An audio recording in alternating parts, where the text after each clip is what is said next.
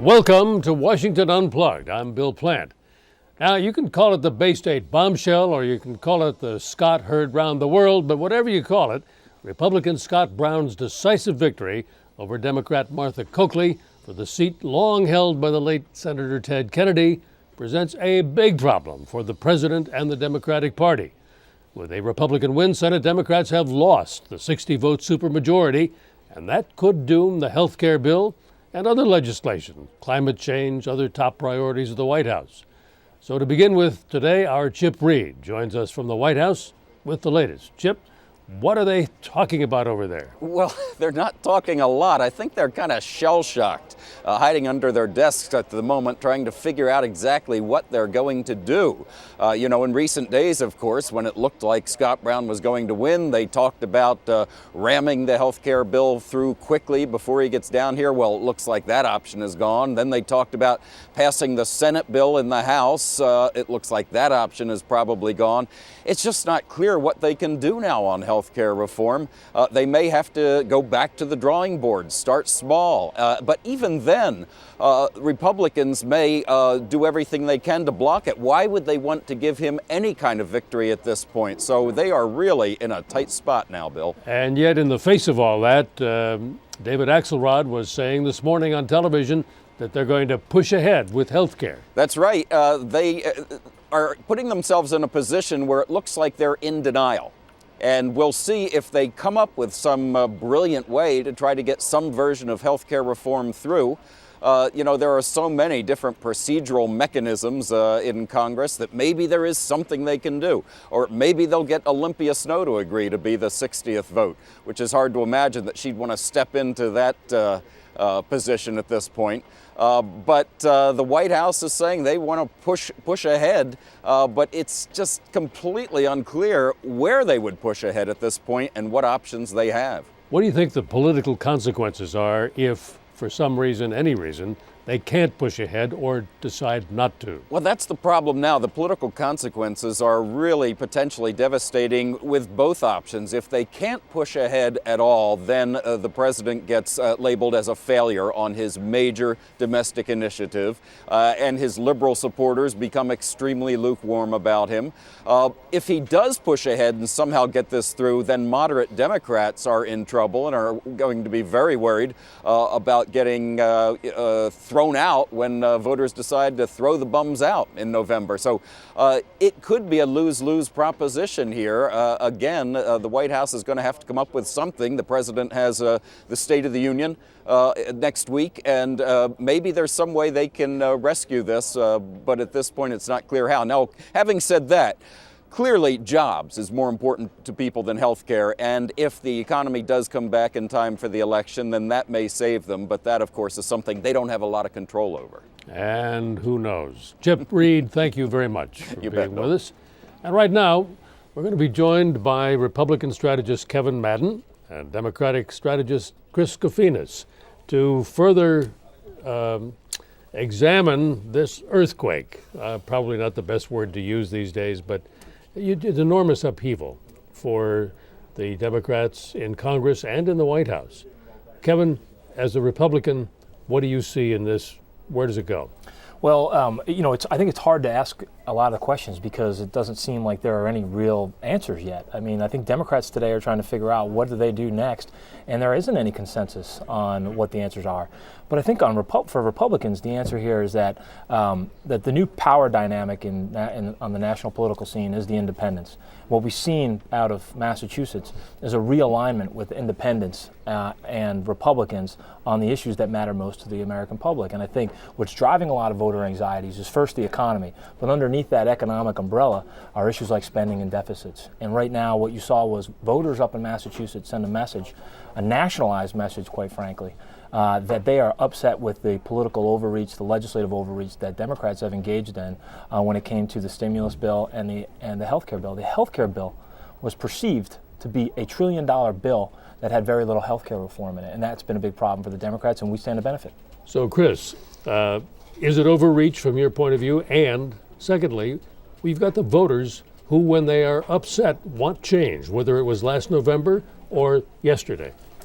I don't know if it's simply overreach. I think there's some dynamics that are going on that Kevin pointed out to that I think are right.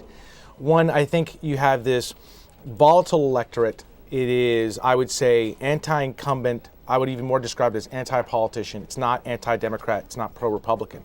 But that creates a very volatile political dynamic. And you had a candidate like Scott Brown who milked it very effectively, ran, if you will, a populist campaign, one of the first I've seen a Republican do effectively. You had Coakley run a terrible campaign, but there were national dynamics here to this as well. It wasn't just a bad campaign. That's just too easy a cop-out.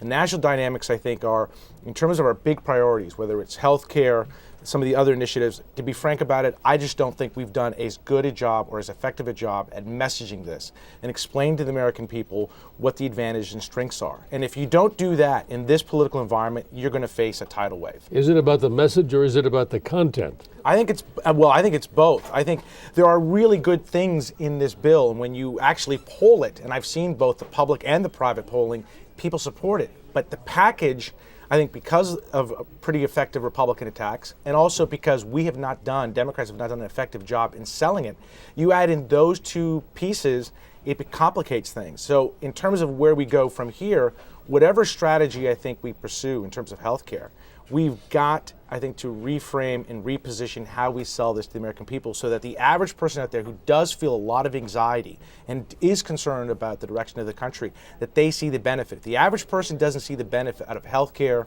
jobs plan, whatever it is, we are going to face a political problem in the fall. So, Kevin Madden, the average person is angry, but instead of blaming the angry voter, you look to the politicians and you say, okay, they haven't communicated, or they have, as Democrats will say of Republicans, simply obstructed rather than trying to negotiate. I think Chris' most important point is that there's this sort of this volatility in the electorate, and it is that because of a disconnect that Washington has at right now. Neil Newhouse, who worked on Scott Brown's campaign, laid out 5 important points I think that were to explain the Brown win. I think 2 of them were most important.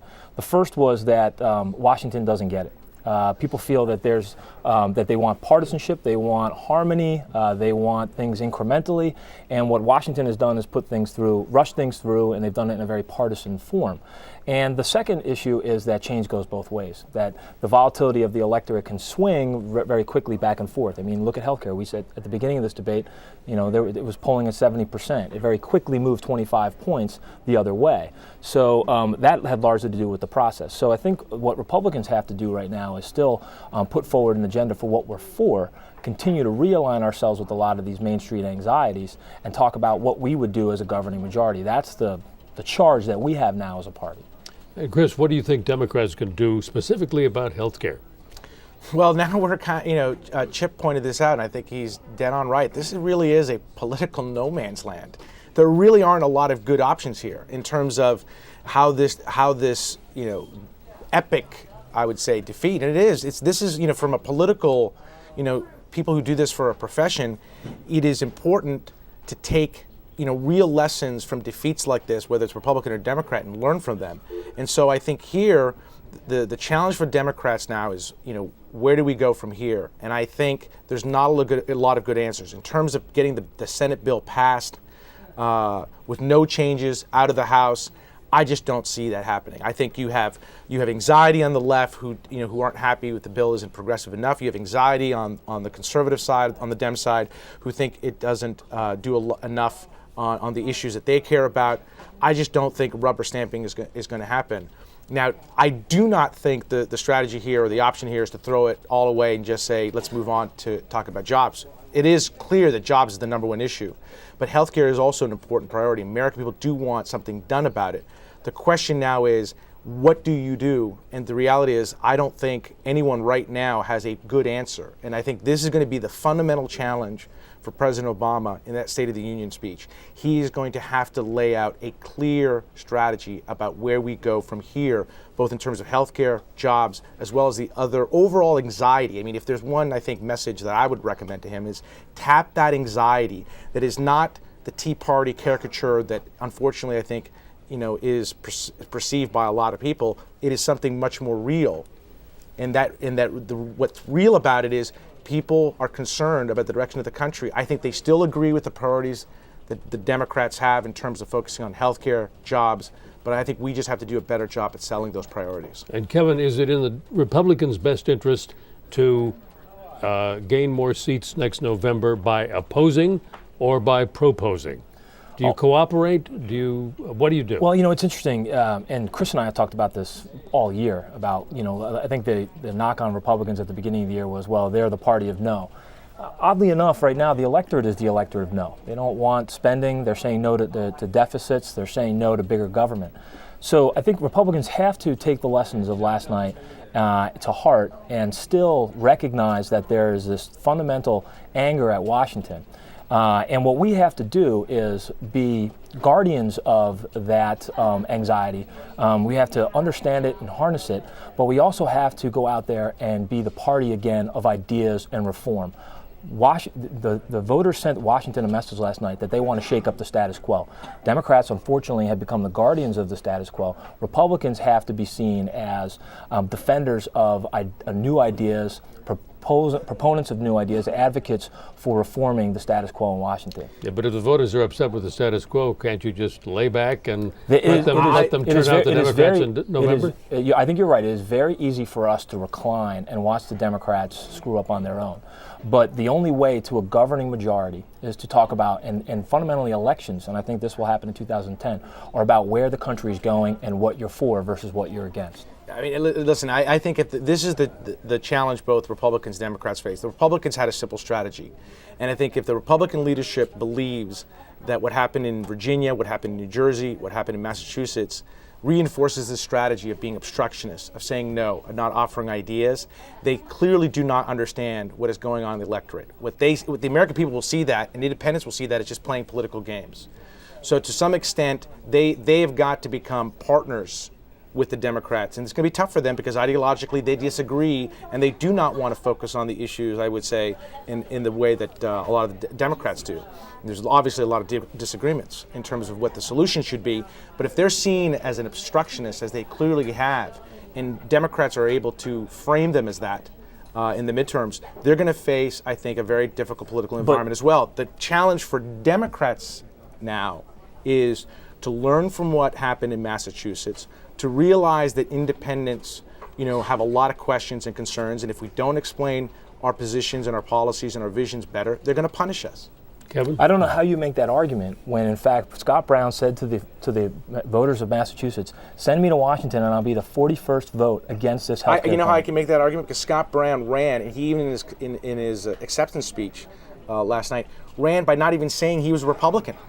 In the speech last night, he talked about independent-minded Massachusetts voters. Right. I can't remember if he said Republican once, because he knows what the problem here is. This is an anti-politician thing. American people are looking at both parties and they're saying, wait a second, you guys just don't get it. We have all these problems, we're worrying about issues, and you guys want to play political games. And that's what they're frustrated about. And Brown tapped that, but Brown, that lasts from the day he walks into the Senate, and once he starts playing political games, he's going to have a very short tenure in Massachusetts. And this is true, I think, for Democrats, Republicans. Address the issues, talk to the American people directly, confront the problems, and solve them. If you don't, you got a problem. I think that's right, but I think you expressed it differently earlier when you said that the public was not interested in obstructing on this bill. They have fundamentally aligned themselves against what I believe is Democrat excess. And they sent that message right now. But the Kevin, charge for Republicans the charge for Republicans now is to go out there and talk about what they stand for. But you would agree that the American people want health care reform, correct? Yes. Okay. So you would agree that they consider it important to do something about it, correct? But the beginning of this process, yes, the beginning of this process was framed by what everybody agreed on. But my point is... Hold on, let me finish my point. The fundamental process here was framed by what people agreed on with healthcare. Everybody up on Capitol Hill, Democrat or Republican, wanted greater access. They wanted to maintain quality. They wanted to lower costs.